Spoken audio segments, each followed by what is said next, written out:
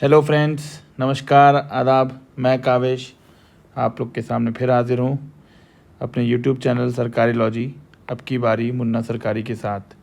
जैसा कि आप सभी जानते हैं कि ये हमारा यूट्यूब चैनल सारी जितनी भी गवर्नमेंट जॉब्स को लेके जितनी भी अपडेट्स होते हैं या जो भी जितना भी आपको मैं अपने पर्सनल एक्सपीरियंस शेयर कर पाऊँगा।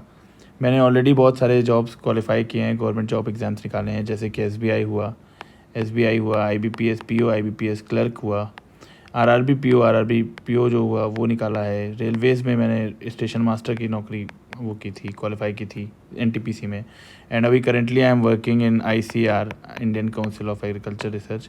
ग्रुप बी पोस्ट है मेरी वहाँ पे, जो कि हमारी सीजीएल में भी आती है। ये अब जो होता है ये सीजीएल के अंडर में होता है। ये आप अगली बार जब सीजीएल एग्ज़ाम देंगे तो मे भी आप आईसीआर में भी आ सकते हैं उसमें से।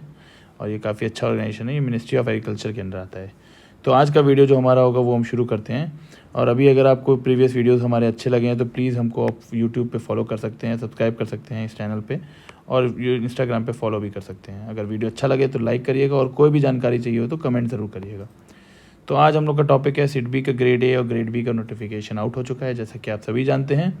आप लोग को जिसको जानकारी नहीं है, इसीलिए मैंने ये वीडियो बनाया कि मैं थोड़ा सा इसके बारे में बता सकूं आपको। और जो भी जानकारी आपको और चाहिए हो तो प्लीज़ आप मुझे बेझिझक कभी भी आप कमेंट कर सकते हैं। मेरा डिस्क्रिप्शन में आपको ईमेल आईडी मिल जाएगा, तो आप मेल भी कर सकते हैं। मैं सारी जितनी भी आपकी जेन्युइन प्रॉब्लम्स होंगी मैं इसको एड्रेस कर लूँगा, और जो भी मेरे से हो पाएगा मैं अपनी तरफ से पूरी बेस्ट कोशिश करूँगा कि आपको हेल्प कर पाऊँ, क्योंकि मेरे पास ऑलरेडी 8+ ईयर्स का एक्सपीरियंस है। तो ये मेरे लिए बहुत इंपॉर्टेंट है कि मैं आपको ये बताऊं कि मैंने जितने एग्ज़ाम्स दिए ना, अभी तक जितने एग्ज़ाम्स मैंने दिए हैं उसमें मेरा जो है काफ़ी एक्सपीरियंस रहा है, खासकर बैंकिंग इंडस्ट्रीज़ को लेके, क्योंकि मैंने बहुत सारे बैंकिंग एग्ज़ाम दिए हैं, प्लस एसएससी के भी मैंने मेंस कई बार दिए हैं, जैसा कि आपको पहले वीडियो में देखा ही होगा आपने। तो अभी हम बात करते हैं, आपको ये गोल्डन अपॉर्चुनिटी इसलिए है क्योंकि ये बैंकिंग एस्पिरेंट्स के लिए आफ्टर आरबीआई और नाबार्ड, जैसे कि आरबीआई और नाबार्ड हमारी एजेंसीज़ हैं, ये सेंट्रल बैंक है हमारा, और ये एग्रीकल्चर बैंक को वो करता है। ठीक है, तो अभी हम पहले आपको ये बता दें कि लास्ट डेट इसकी 11 अगस्त है। जैसा कि हम लोग आपको आगे बताते हैं कि इसमें ना 11 अगस्त लास्ट डेट है। तो अभी भी जिसने फॉर्म नहीं भरा है तो प्लीज़ जाके फॉर्म भरिएगा। इसमें सबसे अच्छी चीज़ है कि एलिजिबिलिटी क्राइटेरिया की बात अभी हम आपको करेंगे। अभी हम आपको बताते हैं इसमें। पहले देखिए, इसका फेज़ 1 एग्ज़ाम जो होगा वो सितंबर 6 को है, यानी कि आपके पास कुल मिला के अगस्त का महीना है पूरा। अभी जुलाई की भी 21 तारीख हुई है, 10 दिन जुलाई की बाकी है। फिर आपका फेज़ 2 होगा जो होगा अक्टूबर में, एंड इंटरव्यू होंगे नवंबर में सब्सिक्वेंटली। अब इसमें हम आपको बताएं कि ये सिडबी जो है ना एक्ट ऑफ पार्लियामेंट में बना हुआ था। ठीक है, तो ये बेसिकली केटर करता है micro, small and medium enterprises को, जितने भी हैं। ठीक, इसमें क्या है, सबसे अच्छी चीज़ ये है कि आप जो कस्टमर्स होते हैं ना आपके, वो कस्टमर कोई जनरल पब्लिक नहीं होगी। तो जनरल पब्लिक डीलिंग इसमें नहीं है, सबसे बड़ा एडवांटेज ये है। और हम आपको बताते हैं इसमें एलिजिबिलिटी क्या है। तो ये पहले तो ये बताते हैं हम आपको ना कि जिसमें फ्रेश एस्पिरेंट्स जो होंगे वो इसको शायद अप्लाई नहीं कर पाएंगे। अभी हम आपको क्लियर करते हैं, इसके आगे बताते हैं। हम लोग बात कर लेते हैं वैकेंसीज़ की। देखिए, ग्रेड ए जो होती है असिस्टेंट मैनेजर ग्रेड ए वैकेंसीज है, जिसकी बेसिक जो होती है वो 44,500 से शुरू होती है। और ग्रेड बी जो होगी, इसमें जो पोस्ट दे रखी है उसकी जो बेसिक शुरू होगी वो 55,200 से शुरू होगी। इसमें आपकी 50 पोस्ट आई है ग्रेड ए में, ग्रेड बी में आपकी 11 पोस्ट आई है, जिसमें आपकी यूआर पोस्ट इसमें 4 होगी और यूआर पोस्ट इसमें 20 होगी। ऑल दो पोस्ट कम है, लेकिन अभी हम आपको उसके बारे में बताएंगे कि आप एंड तक ज़रूर देखिएगा। इसमें हम पूरा बताएंगे आपको कि ये पोस्ट कम होने के बावजूद सिलेक्शन के चांसेस आपके मैक्सिमम क्यों हैं। अगर आप कंपेयर करिए आईबीपीएस पीओ या आरआरबी पीओ या फिर किसी भी एसबीआई के पीओ के एग्ज़ाम या कोई भी एग्ज़ाम्स लेवल से, बैंकिंग इंडस्ट्री में किसी भी अदर एग्ज़ाम से कंपेयर करेंगे तो आपको इसमें, इनफैक्ट आप आरबीआई ग्रेड बी या फिर आरबीआई असिस्टेंट से भी कंपेयर करिए तो इसमें आपको ज़्यादा आपको लगेगा कि कंपटीशन कम है। क्यों? पहले हम ये बताते हैं आपको कि देखिए, एजुकेशन क्वालिफिकेशन जो इसमें मांगी है, पहले तो मैक्सिमम एज जो है वो 30 ईयर्स ऑफ एज होनी चाहिए। ठीक है, ग्रेड ए के लिए। ग्रेड ए के लिए आप देखिए, ग्रेजुएशन हो सकता है आपका commerce, mathematics, business administration, engineering में 60% मार्क्स चाहिए। उसके बाद आपके ओनली फॉर कैंडिडेट जो इसमें देखिएगा एसेंशियल क्वालिफिकेशन मांग लिया। ठीक, वर्क एक्सपीरियंस मांगा है, minimum post qualifications for work experience मांगा है, जिसमें कि आपका जो है 2 ईयर्स ऑफ एक्सपीरियंस मैंडेटरी हो गया है एज एन ऑफिसर।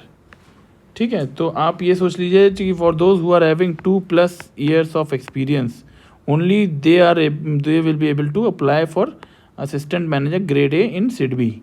तो अब ये चीज़ तो क्लियर हो गई। यहाँ पे आप देखिए कंपटीशन आपको ऑलरेडी कम हो गया भाई। 2+ ईयर्स जिसके हो चुके रहेंगे ना बैंक में, किसी भी बैंक में, अन्य बैंक में कहीं भी काम किया होगा उसने, किसी भी पीएसबी में काम किया हो या कहीं भी फाइनेंशियल इंस्टीट्यूशन में काम किया हो। अब देखिए इसमें लिखा हुआ है कि फाइनेंशियल इंस्टीट्यूशन में 2 ईयर्स का एक्सपीरियंस हो सकता है, या नाबार्ड में हो सकता है, या कहीं भी शेड्यूल कमर्शियल बैंक्स में हो सकता है, एनबीएफसीज में हो सकता है। तो ये चीज़ आप ध्यान रखिएगा कि आपका जो है ये एलिजिबिलिटी क्राइटेरिया मीटअप होना चाहिए, तभी आप ये फॉर्म फिल करिएगा। आगे हम बात कर लेते हैं इसका ग्रेड बी की। तो ग्रेड बी इसमें क्योंकि बेटर पोजीशन है, बेटर जॉब है, तो इसमें एज का क्राइटेरिया भी इन्होंने बढ़ा दिया है, और इसमें जो इन्होंने मांगा है एसेंशियल क्वालिफिकेशन वो 5 ईयर्स मांगा है।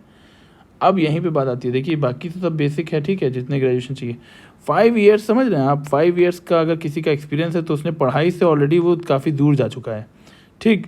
अब जो पढ़ाई से दूर जा चुका है तो आप समझ लीजिए सिडबी में अप्लाई करने वालों की कितनी वो जो कैंडिडेट्स होंगे, नंबर ऑफ़ एप्लीकेशंस होंगे वो ऑलरेडी कम हो गए। अब नंबर ऑफ़ एप्लीकेशंस कम हो गए तो इसका मतलब कंपटीशन कम हो गया। अब लेस कंपटीशन मतलब कि चांसेस ऑफ सिलेक्शन जो हो गई वो आपकी बहुत हाई हो गई, ठीक, हाई चांसेस हो गई। तो सीधी सी बात है, अब समझिएगा। अब अगर आप देखिए बाकी लोग कौन से लोग, कितने ही लोग होंगे जो बैंक से पूरी नौकरी करके घर जाते होंगे और पढ़ाई कर पाते होंगे। तो ये आपके लिए गोल्डन अपॉर्चुनिटी मैंने इसीलिए बोली थी कि ये आपकी गोल्डन अपॉर्चुनिटी है, क्योंकि आप 5 साल का एक्सपीरियंस हो चुका है, आप बेटर पोजीशन में आ जाते हैं, आप डायरेक्ट सेंट्रलाइज्ड एक जैसे सिडबी का बहुत नाम है, क्योंकि इसमें बहुत सारे एडवांटेजेस हैं। अभी हम आपको एडवांटेजेस भी गिना देते हैं इसके कि क्या क्या एडवांटेजेस हैं। जैसे it's is just like RBI and NABARD, ये RBI और नाबार्ड के इक्विवेलेंट जॉब है। तो RBI नाबार्ड के बारे में हमको लगता है हर बैंकिंग एस्पिरेंट जानता होगा, और वो कितनी बड़ी जॉब होती है। हम यहाँ पे बात करते हैं उसके आगे कि इसके एग्ज़ाम्स कैसे होते हैं। फेज़ 1 जो एग्ज़ाम होगा उसमें बेसिक आपका English, reasoning, quant, computer and general awareness होगी, जो कि 30 नंबर, 25 नंबर, 25, और ये टोटल आपके जो होंगे वो आपके 50, 70, 120 नंबर, ठीक है। 120 मार्क्स के आपके ये होंगे टोटल। एंड उसके बाद आपका MSME पोर्शन जो होगा वो 30 नंबर का होगा। स्ट्रीम स्पेसिफिक क्वेश्चन जो होगा वो आपका जो होगा वो जैसे कि ग्रेड ए और ग्रेड बी की हम बात करते हैं, जनरल, हम सिर्फ जनरल कैटेगरी की बात कर रहे हैं, जनरल स्ट्रीम्स की। बाकी स्पेशलाइज में तो आपका लीगल आता है, IT आता है, डिफरेंट आता है, उसके अलग अलग से पेपर होता है, अलग से एलिजिबिलिटी क्राइटेरिया भी होता है।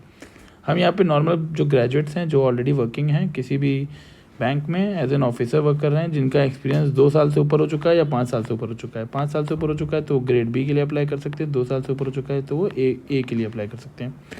अभी हम यहाँ बात कर रहे थे आपको कि देखिए इसमें स्ट्रीम स्पेसिफिक में ये आपका सिलेबस होगा, due diligence, KYC, financial ratios, assessment, term loan, इसमें आप अप्लाई कर सकते हैं। तो ये इसमें आपका जो है ये जो सिलेबस दे रखा है ये एक टेंटेटिव सिलेबस है।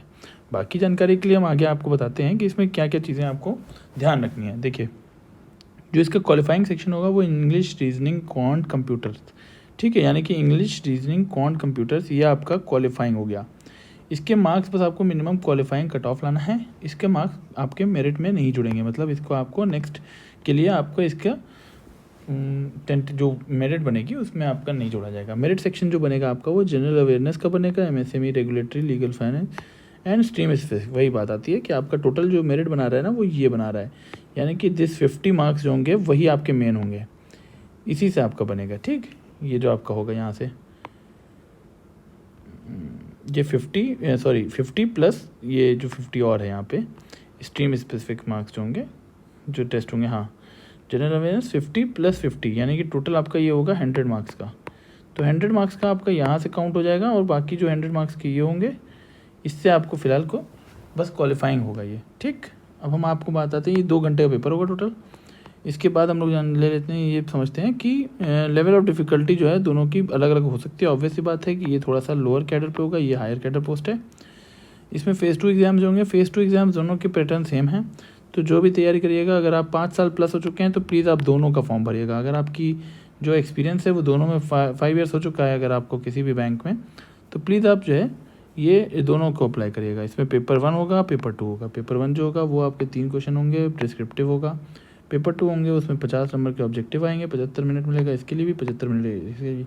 50 मिनट जो आपको मिलेगा वो 10 क्वेश्चन होंगे, वो ऑनलाइन डिस्क्रिप्टिव होंगे। डिस्क्रिप्टिव का आपको जो टॉपिक दे रखे हैं वो ये दे रखे हैं, ठीक है।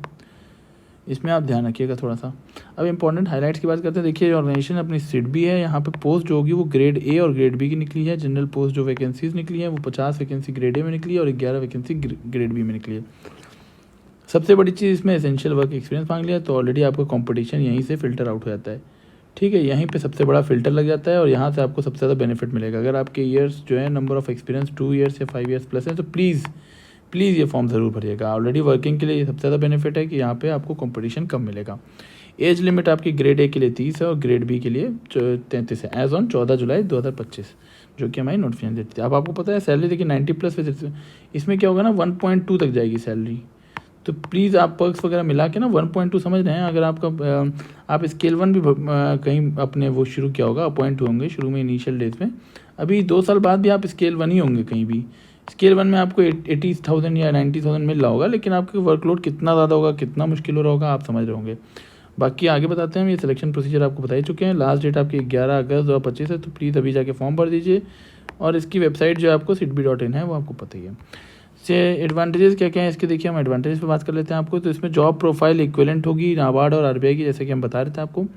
वर्क प्रेशर आपको कंपैरेटिवली बहुत कम मिलेगा, क्योंकि आपको डायरेक्ट कस्टमर डीलिंग नहीं होगी, रेगुलर डीलिंग नहीं होगी। आपके जो कस्टमर्स होंगे वो डायरेक्ट MSMEs कस्टमर है, ठीक है, यानी कि आपकी बड़े जो कस्टमर्स होते हैं, बिजनेस एंटिटीज़ होती हैं, उनसे डीलिंग होती है।